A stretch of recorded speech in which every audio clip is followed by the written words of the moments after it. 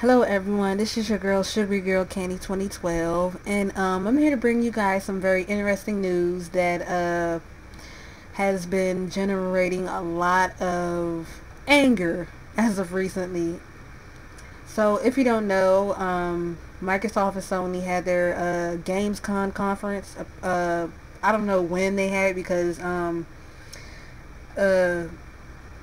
I didn't exactly like see dates for it or when it was gonna be. So I mean, if I knew when they were having their conferences, I would have obviously caught it and probably would have gave my thoughts on the conferences after that. Blah blah blah. So anyway, the sequel to Tomb Raider. The sequel to Tomb Raider is an Xbox exclusive, but they said it's an exclusive for 2015. 2015 holiday, around the 2015 holiday area. Okay, so the reason many are finding a problem with this is due to the fact that Tomb Raider has been a multi-platform game for years. Not to mention, it's also been rebooted.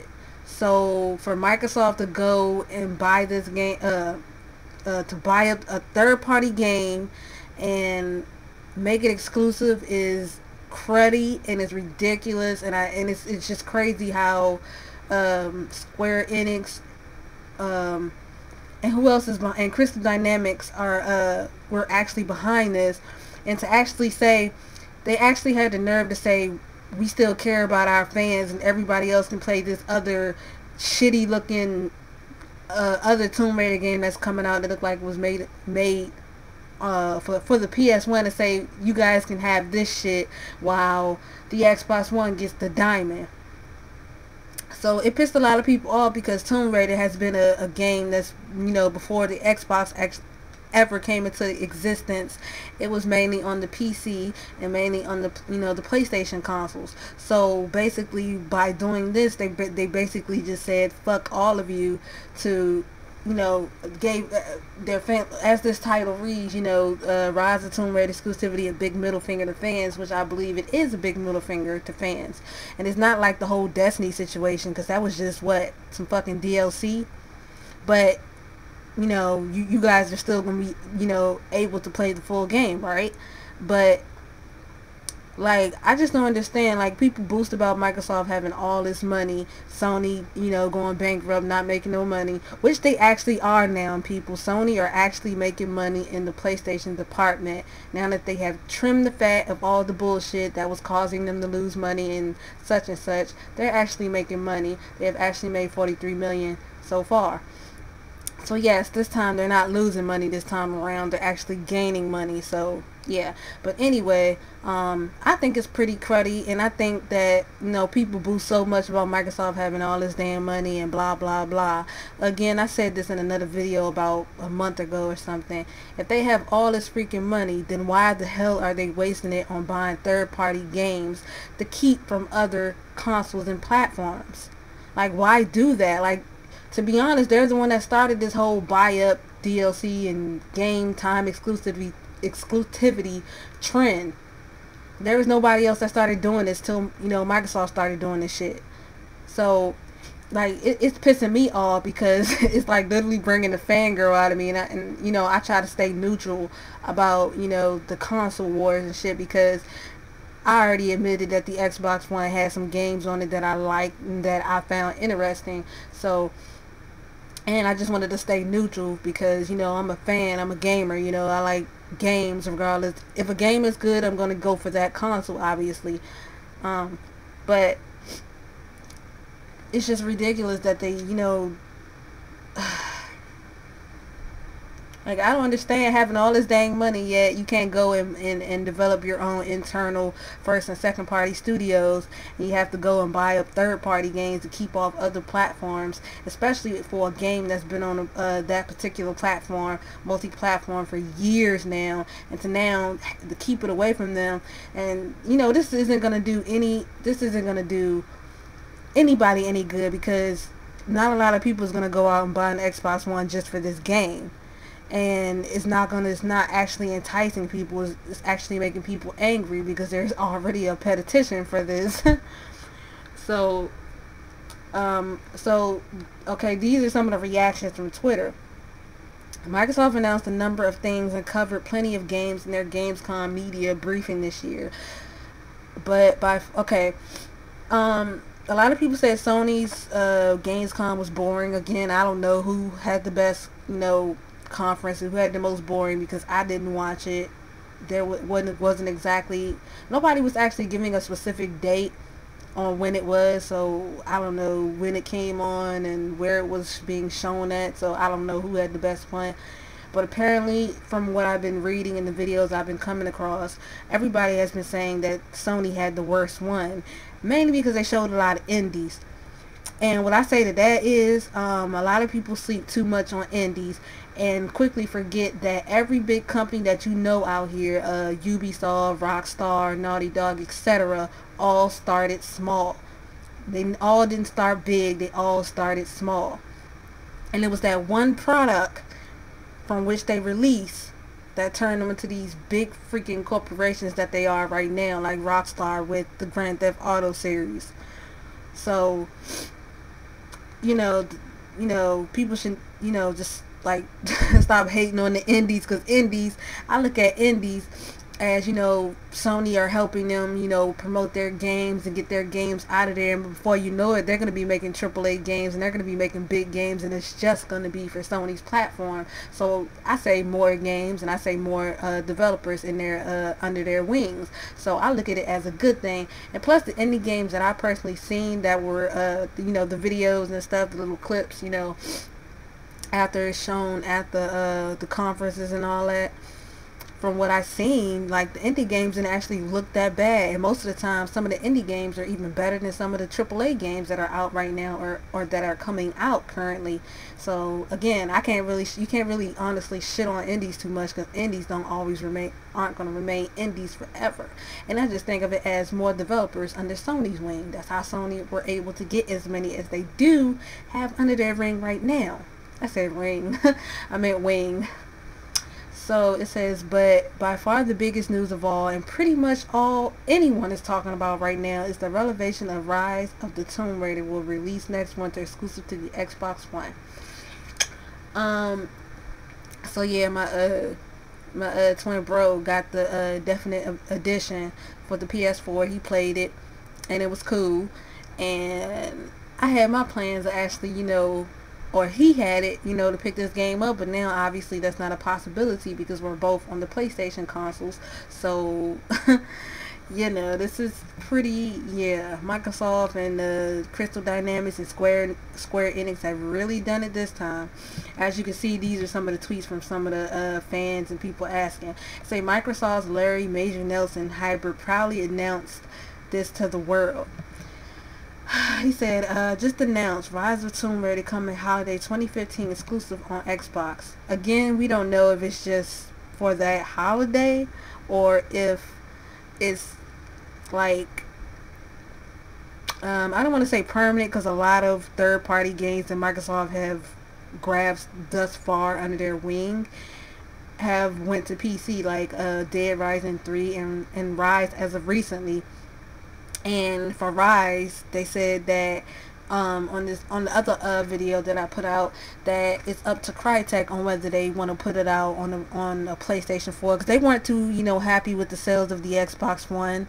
So they said Deep Silver, the publishers of the PC version, said that on Twitter that if any decision is for the game to come out to any other platform, it's up to Crytek. I have a feeling that they're probably going to say yeah, because at 10 million, if you don't know, also the PS4 Sony just recently announced the PS4 is at 10 million sales, and hasn't even been a freaking year yet. That is freaking amazing, man. Fastest selling console in the history. But anyway, I'm staring. So I don't know where I was, so I'm just going to keep on reading. And then the internet went mad. First there was confusion. Surely time exclusive, right? And then somebody, just Jim Sterling. I'm actually subbed to him on YouTube. He said Rise of the Tomb Raider is an Xbox One exclusive. That seems so odd. Time, and they chose not to say. Weird. Rise of Tomb Raider exclusive on the Xbox One forever or just holiday 2014 was not clear to me.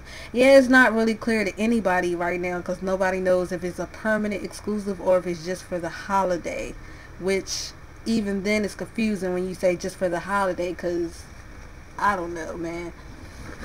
It's weird to me too. I'm confused my damn self. Wow. Rise of I was about to say Rise Son of Rome. Rise of the Tomb Raider Fall 2015 Xbox exclusive. Huge news, but I bet it's a time exclusive. But see, we don't know that. But then the open letter from Crystal Dynamics emerged. Rise of the Tomb Raider is 100% exclusive to Xbox One details. And that's even more of a bigger blow. For some, there was admiration for a ballsy move from Microsoft, if not necessary endorsement. First huge bomb of Gamescom. Good on you, Microsoft. Wow. That Rise of the Tomb Raider exclusive news is huge. Sony needs to come back with something big at their presser. Gamescom. But see, this is the thing though. People act like this is the type of shit that turn people into fanboys and fangirls. But seriously, people act like Sony didn't show anything when they showed from all the game clips and everything that I've seen that's flooded my freaking feed on YouTube. It seems like they show plenty full of good games, and this one particular game that's actually a horror game, which honestly horror games aren't like me at all. But this one seemed particularly interesting, so yeah. Well, Rise Tomb Raider exclusive good get Microsoft. Exclusive Tomb Raider is probably the first real blow that Microsoft has struck against the PS4 all year, and it's a big one. Laugh out loud. Loving the Tomb Raider Xbox exclusive meltdown. Please never change internets. Actually considering buying Rise of Tomb Raider just because I can hate it and can buy it while others love it and can't. No! Rise of Tomb Raider is an Xbox exclusive. Let somebody play you done fucked up. Pieces of shit. It's always funny reading these type of responses, to be honest. I be over here cracking up though.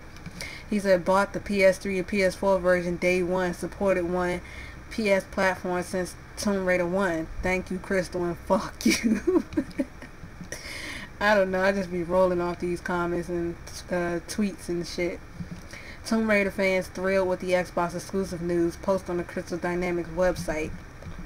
This is almost like the Destiny Xbox PS Destiny getting the exclusive content for the PS4 meltdown, except this is a lot worse because again, you know, Xbox fans and all that and fanboys and stuff like that are actually going to get the chance to play the games, whereas everybody else is getting a big fuck you. Wow. At Microsoft, way to disappoint millions of people. Nobody wants to play high-def Tomb Raider on 720p, and nobody wants your Xbox One. Okay, I think that's a little harsh.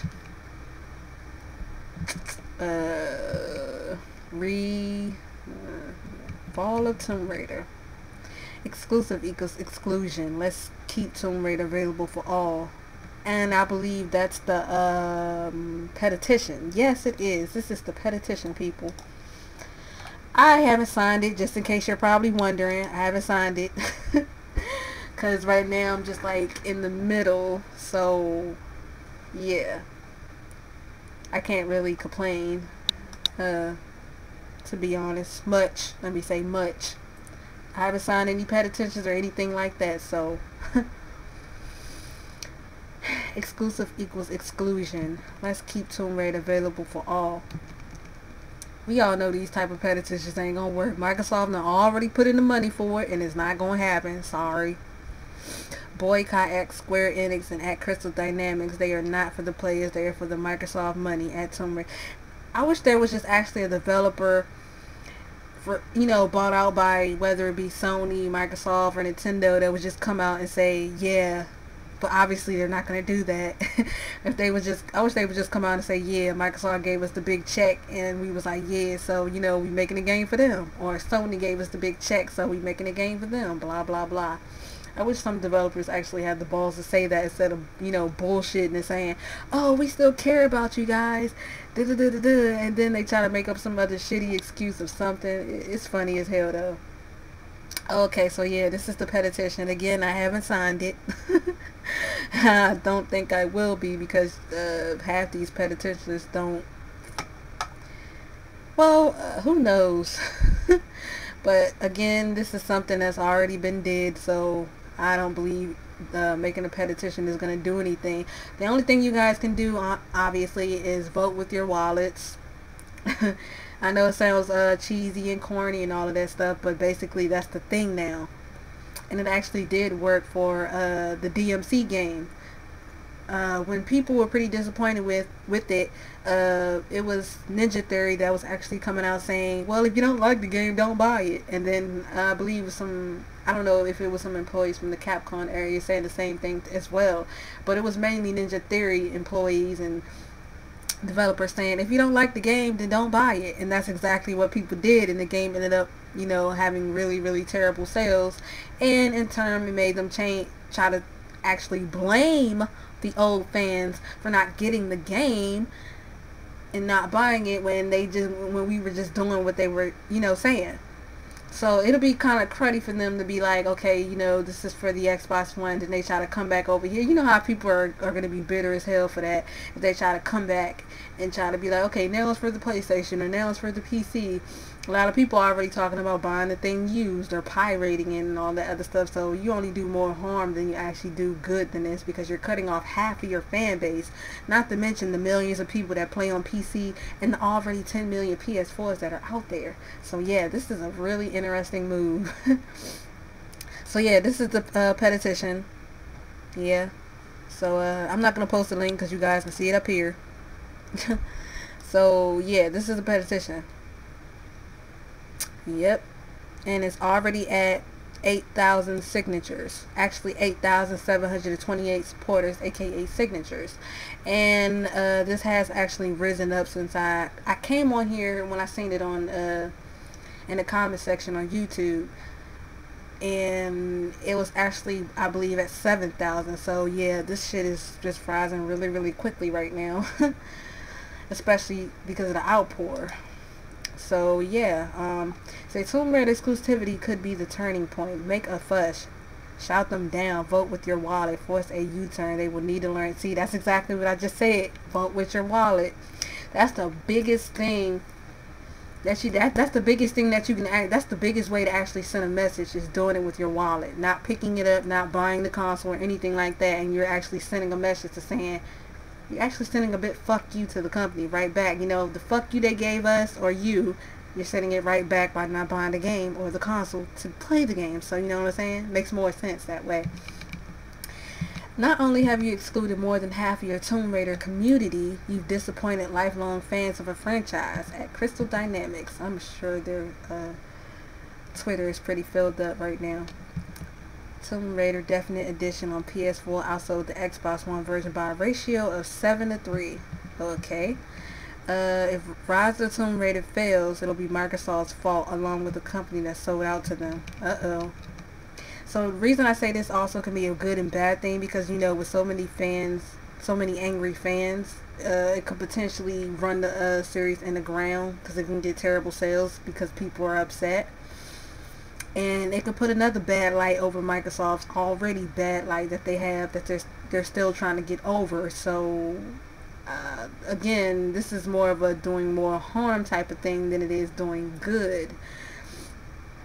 Same with the Somniac situation, and same with the Bungie situation. But again, well, with the Bungie situation, I mean, you're still getting to play the game. So I mean, I don't know. Whatever. I don't want to. So Tomb Raider sells under expectations, and Square Enix makes Rise of Tomb Raider an Xbox One exclusive. This industry. Jim Sterling. Hello Microsoft, this is Square Enix. We were wondering, do you know any ways we could at least have sales of Tomb Raider? You do. Uh-oh. Kaz. Uh-oh. One of the big names making a name. He said, of course, good old CEO Kaz Okay, I'm just gonna say Cass H because I don't want to butcher his last name. Joined in the fun, spoofing up a treat and delivering a wonderfully bad pun. I'm actually following him on Twitter. He said, "Rise of the Tomb Raider is now exclusive to Xbox One. Square Enix clearly wants the game to be Uncharted, as in not entering the charts." Okay. Mind you, the wording of it all is very interesting indeed, and no one seems to be able to get a straight answer out of Microsoft. Obviously, they're not going to give you a straight answer, dude. Okay, wait a minute. Let me turn this off for a second. Yeah, that's my, whew. It really helps when you don't have any lights on. Sorry about that. So anyway, seeing a whole lot of dodging marketing language about the whole Tomb Raider thing, I bet it comes to PS4 early 2016, calling it now. Hey, it may be a possibility. You never know. Because a lot of people say Rise and Dead Rising 3 wouldn't be coming to the PC, and look what happened. You may potentially actually see Rise 2 on the PS4 and PC. And, you know, because, again, like I said before, on the other video I had up, that Crytek weren't actually too pleased about the sales of the Xbox One, so, yeah.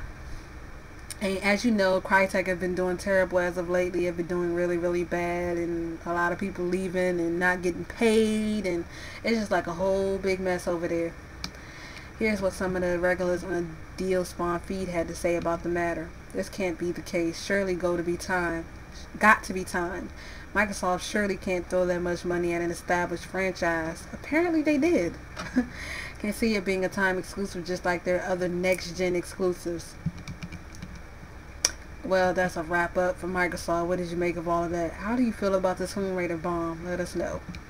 They basically just killed the franchise, but overall it was a good conference. The big question, if Rise of the Tomb Raider is fully exclusive, is it enough to make you buy an Xbox One? No, definitely not. No matter how much I love the recent Tomb Raider. Yeah, I'm sorry, but again, as I said, a console may have a few good games that I like on it, but it's not enough to make me buy it. One game isn't enough to make me go out and buy a $400 console for it, because then when I'm done with it, it's just going to end up sitting on the side collecting dust, and I don't want to do that. So this is really freaking long. He said, I recently played and finished Tomb Raider on PC. This disgusting exclusive news is a big middle finger to up the fans. Square Enix.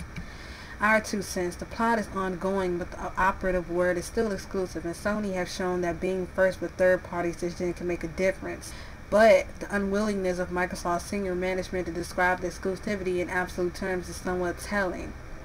Yeah, I agree with that. Again, as I said before, it could mean anything. It could just mean they have exclusive for the holiday, meaning December, January, February, or, you know, November, December, January, whatever.